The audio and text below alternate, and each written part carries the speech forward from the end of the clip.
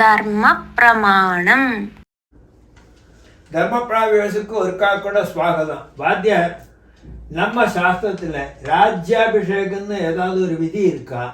அது எந்த வயசுலயாக்கும் எப்படியாக்கும் பண்ணணும் എന്ന് ചൊല്ലി തരുമോ? രാജ്യാഭിഷേകം ചൊല്ലിയ ഒരു പ്രൊസീജർ നമ്മ ധർമ്മശാസ്ത്രത്തിലേ ഉള്ളതാകും 96வது വയസ്സില്. ഇപ്പൊ മനുഷ്യരുടെ ആയുസ് എപ്പോഴും നമുക്ക് ഗണിക്കാൻ മുടിയാതെ എത്ര വയസ്സ് വരെ ഇരുപ്പാതിട്ട് இந்த കാലത്തോട് നിയമം இருந்தாலும் 96 வயசு வரை எல்லாம் இருக்கிறதோ இல்லை, அந்த பிரம்மனோட அனுகிரகமாக்கு சொல்றான் பிரத்யேகமா. அப்ப பிரம்மனுக்கு துல்லியமா. அப்ப അതുകൊണ്ട് ക്ലീനാ அந்த പ്രൊസീജറിലെ രാജ്യാഭിഷേകത്തെ പണ്ണ്.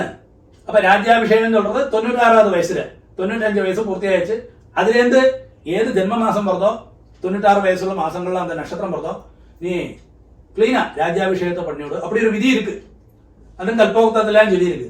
அப்ப அந்த விதி பிரகாரம் ஆச்சார பிரகாரம் രാജ്യാഭിഷേകം பண்ண കുടുംബത്തിലെ എല്ലാവർക്കുമേ ബ്രഹ്മനോട് അനുഗ്രഹം നടക്കുന്നത് சொல்றான் പ്രത്യേകം. അതോട് വിധിയും ശാസ്ത്രവും രുദ്രയാശി பண்ணிட்டு നമുക്ക് രാജ്യാഭിഷേകം பண்ணலாம். அப்படி ஒரு விதி இருக்கு. இல்லை രാജ്യാഭിഷേകം മാത്രം ഒരു നാளைக்கு பண்ணலாம். அப்ப விதிகள் பலவிதம் இருக்குன்னு அர்த்தம். அப்ப அது அதோட ஆச்சாரവും சிஸ்டமும்.